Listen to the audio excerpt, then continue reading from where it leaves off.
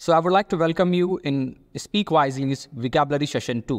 Hopefully आपने session 1 को अच्छी तरीके से देख लिया होगा और आप समझ गए होंगे सारी विकैबुलरीज़ को अच्छी तरीके से। मैं क्या कह रहा हूँ? मैं कह रहा हूँ कि याद नहीं, समझ गए होंगे आप अच्छी तरीके से विकैबुलरीज़ को। एक बार विकैबुलरीज़ के इस्तेमाल को आप अच्छी तरीके से समझ जाते हैं तो आपको कोई भी इशू नहीं आता है विकैबुलरी को लंबे समय तक याद रखने में और उनको अपनी डेली लाइफ में यूज़ करने में। जिन लोगों ने सेशन 1 को नहीं देखा है, I would like to request you कि आप उसको एक बार ज़रूर जाकर देख लीजिए and this how you will understand कि कैसे ये प्रोसेस काम करता है। फिर भी मैं एक छोटी सी ग्लांस दे रहा हूँ आपको कि कैसे रूल्स काम करते हैं और कैसे उन रूल्स को फॉलो करना है इस वीडियो को देखने के लिए। So the first thing first that you need to understand कि आपको कोई भी विकैबुलरी लिखनी नहीं है। इस सेशन को बिना स्किप किए आपको पूरा सेशन देखना है अच्छी तरीके से और नेचुरली आपको सारी विकैबुलरीज याद हो जाएंगी। So without killing the time let's start this session. तो पहला वर्ड जो है हमारे पास, जिसे इंग्लिश में हम कहते हैं इंट्रैक्टेबल। यस, इंट्रैक्टेबल का मतलब होता है अनकंट्रोलेबल, कोई चीज़ जिसको कंट्रोल ना किया जा सके। The growth of technology is intractable. अब हम चाहे जितना अपने आप को रोकने की कोशिश कर लें, टेक्नोलॉजी की ग्रोथ जो है वो इंट्रैक्टेबल है। भले ही हमारी लाइफ को काफ़ी ज़्यादा इफेक्ट कर रही है, हमारी मेंटल हेल्थ को इफेक्ट करे वो, like technology, as we are able to see, reels and shorts are harming our mental health. Many people are having a lot of problems cause of it, but फिर भी उसकी growth को रोका नहीं जा सकता है। तो कोई चीज़ जिसको कंट्रोल नहीं किया जा सकता है, it can be called intractable. Like my younger brother is intractable. Control करना काफ़ी मुश्किल है उसको। A mad elephant is intractable. एक पागल हाथी को कंट्रोल करना काफ़ी मुश्किल होता है। So we can use a word that is called intractable.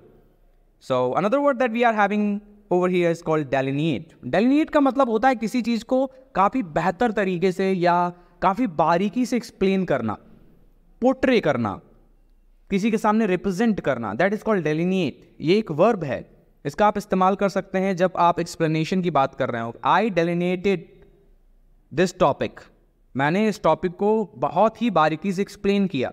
So delineate we can use over here. Like the poet delineated the situation so precisely that everyone loved it. Poet ने situation को ऐसे डेलिनेट किया कि सभी को वो पसंद आया।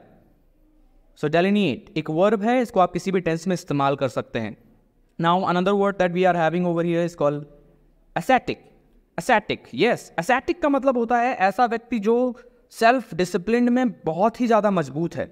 एक अध्यात्म जैसा आध्यात्मिक व्यक्ति हम मान सकते हैं उस व्यक्ति को, अध्यात्म से रिलेटेड, जिसने अपने डिज़ायर्स को एकदम कंट्रोल कर लिया है। अब इसका एग्जांपल हमारे सीएम साहब हो सकते हैं, you know about him, mister Yogi Adityanath. He is a person who is living ascetic life. एक ऐसा व्यक्ति जो आध्यात्मिक जीवन को जी रहा है, अपने सेल्फ डिसिप्लिन को बहुत ज़्यादा कंट्रोल कर लिया है।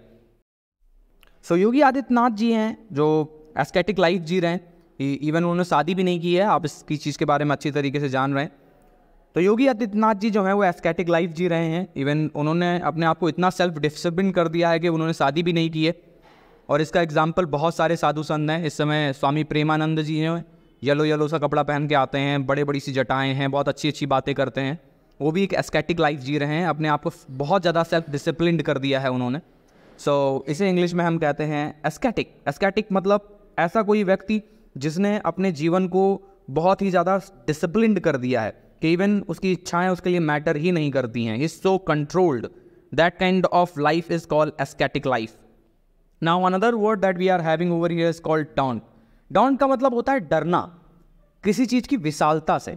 लाइक माई मदर थिंक्स कि टेक्नोलॉजी इज़ सो पावरफुल, तो कहीं ना कहीं वो उससे डरी रहती हैं। So my mother is daunted by technology. मेरी मम्मा जो हैं वो टेक्नोलॉजी की विशालता से कहीं ना कहीं डरती हैं। फ़ोन छूने में डर लगता है उनको, चीज़ों से डर लगता है जो टेक्नोलॉजी से रिलेटेड हैं।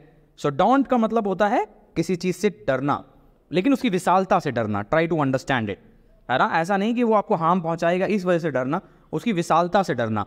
Like when he took admission he was daunted by the syllabus. जब उसने एडमिशन लिया वो सिलेबस को देख कर डर गया। Now another word that we are having over here is called idyllic. Idyllic, yes, idyllic का मतलब होता है एक्सट्रीमली हैप्पी, बहुत ज़्यादा हैप्पी, पीसफुल, खुश, अच्छा मान के चलिए आप, अच्छा, बहुत अच्छा, that is called idyllic. An attractive hotel in an idyllic setting. एक बहुत सा अच्छा सा होटल जो बहुत ही एडलिक सेटिंग में बैठा हुआ है। सेटिंग मतलब हर चीज़ बहुत अच्छी तरीके से उसको रिप्रेजेंट किया है, बहुत ही सुंदर लग रहा है, पीसफुल लग रहा है। Like I was so idyllic when I saw you. मैं बहुत ही ज़्यादा खुश था जब मैंने आपको देखा। Idyllic means so much happy. Now another word that we are having over here is called burgeon. Burgeon एक वर्ब है जिसका मतलब होता है किसी चीज़ का बहुत ही तेजी से ग्रो होना, फ्लोरिश होना, बहुत ही तेजी से बढ़ना, दैट इज कॉल्ड बर्जन। आपने देखा होगा एक प्रकार का बांस आता है जिसे बैम्बू कहते हैं, जो चाइना में होता है ओनली। अब उसको 5 साल तक पानी देना पड़ता है, 5 साल के बाद सिर्फ वो अपना बड निकालता है, यानी जो अंकुर हम कहते हैं, 2 पत्तियाँ निकलती हैं उसमें से। और उस 5 साल की मेहनत के बाद जब वो एक बार बाहर आ जाता है ना, आप कुछ ही दिनों में देखेंगे कि वो एकदम विशालकाय बांस के रूप में परिवर्तित हो जाता है। तो वहाँ पर हम यूज़ कर सकते हैं द चाइनीज़ बैम्बू बर्जन्स। सो अगला शब्द है जो हमारे पास, जिसे हम एनॉमलस कहते हैं। कोई चीज़ जो नॉर्मल से काफ़ी ज़्यादा भिन्न हो, एबनॉर्मल नहीं, नॉर्मल से अलग। यू कैन से आप लोग रणवीर सिंह को जानते होंगे, रणवीर सिंह जिन्होंने बाजीराव मस्तानी जैसी मूवी की है, और जो हमारी पद्मावत आई थी उसमें उन्होंने अलाउद्दीन खिलजी का क्या बेहतरीन किरदार निभाया है। कि राजा रतन सिंह का जो किरदार था जिसको शाहिद कपूर जी ने निभाया है, वो हमारे दिमाग में रह ही नहीं गया। कहीं ना कहीं वो एक जो ईविल कैरेक्टर है वो हमारे दिमाग में बैठ के रह गया है, अलाउद्दीन खिलजी का। सो Ranveer Singh has anomalous personality, ऐसी पर्सनालिटी जो नॉर्मल लोगों से काफ़ी ज़्यादा भिन्न है। सो नॉर्मल से जो अलग होता है उसे हम एनॉमलस कहते हैं। Next word friable, FRIABLE, friable. Friable का मतलब होता है कोई चीज़ जो आसानी से तोड़ी मरोड़ी जा सकती है। इसका बेसिकली इस्तेमाल हम करते हैं मिट्टी के लिए। चौक, यस, चौक इज़ फ्राइबल। आप उंगली से उसको दबाकर मसल के एकदम चूरा चूरा कर सकते हैं। कोई चीज़ जो आसानी से तोड़ी मरोड़ी जा सके, उसके लिए आप एक वर्ड यूज़ कर सकते हैं, फ्राइबल। आज के समय में जो फेसबुक पे सो कॉल्ड न्यूज़ चैनल्स हैं, उनको ना कोई रजिस्ट्रेशन की आवश्यकता पड़ती है, ना ही किसी और चीज़ की आवश्यकता पड़ती है। आप XYZ कोई भी नाम है, मेरा नाम राज है, राज न्यूज़ चैनल। आज मैं जाऊँ फेसबुक और यूट्यूब पे एक चैनल बना दूँ और माइक ले लूँ और मोबाइल सबके पास है, रिकॉर्ड करना स्टार्ट कर दूँ और किसी न्यूज़ को अपने हिसाब से, अपने व्यू पॉइंट के हिसाब से रिप्रेजेंट करना स्टार्ट कर दूँ। अब ओपिनियंस की जैसे बात होती है, तो ओपिनियन जो होता है ना, वो आपकी एक्सपीरियंस से बायस्ड होता है। जितने लोगों का ओपिनियन है, वो चाहे मेरा ओपिनियन हो, आपका ओपिनियन हो, किसी और व्यक्ति का हो, वो हमारे एक्सपीरियंसेस से काफ़ी ज़्यादा इंस्पायर्ड होता है। अब किसी व्यक्ति ने लाइफ में पैसा बहुत देखा है, सो उसके लिए पैसा इज़ अ नॉर्मल थिंग। लेकिन ऐसा कोई व्यक्ति जिसने सिर्फ 10,000 रुपये ज़िंदगी में देखे अपने घर में आते हुए, जिससे रोटी कपड़ा मकान पूरा सारा सब कुछ देखा जाता था, उसके पिताजी बड़ी मुश्किल से वो 10,000 रुपये कमा के लाते थे, उसके लिए पैसा बहुत ज़्यादा मूल्य रखता है। सो अब पैसा लाइक इम्पॉर्टेंट है या नहीं, ये डिपेंड करता है कि आप किस परिस्थितियों से निकल कर आए हैं। सो वो व्यक्ति उस न्यूज़ को अपने हिसाब से रिप्रेजेंट कर रहा है। So news is so friable nowadays. आजकल के समय में जो न्यूज़ है उसको तोड़ा मरोड़ा जा सकता है बड़ी आसानी से। सो फ्राइबल का आप इस्तेमाल कर सकते हैं जब किसी भी चीज़ को आसानी से तोड़ा मोड़ा जाए। Now another word is there that is called protein, PROTEN। कुछ लोग इसको प्रोटीन पढ़ रहे होंगे, बिल्कुल ये प्रोटीन शेक जो जिम जाने वाले लेते हैं वो नहीं है, इसे प्रोटीन कहा जाता है। प्रोटीन और प्रोटीन में काफ़ी फ़र्क है, वहाँ पे स्पेलिंग का भी काफ़ी ज़्यादा फ़र्क है, आप चेक कर लीजिएगा स्पेलिंग एक बार। प्रोटीन, और प्रोटीन का मतलब होता है कोई चीज़ जो आसानी से अपने आप को बड़ी जल्दी से बदल लेती है। जैसे मेंटल डिसऑर्डर, अब कोई व्यक्ति जो होता है ना, उसका मेंटल डिसऑर्डर, कोई नहीं, ज़्यादातर लोगों के साथ ये चीज़ है, जिनके पास भी मेंटल डिसऑर्डर है वो हमेशा एक जैसा नहीं फील करते हैं, उनकी परिस्थितियाँ बदलती रहती हैं। The diverse and protein nature of mental disorder. Diverse मतलब बहुत सारी तरीकों से वो बदल सकता है, प्रोटीन बहुत जल्दी बदल सकता है। नेचर किसका? मेंटल डिसऑर्डर का।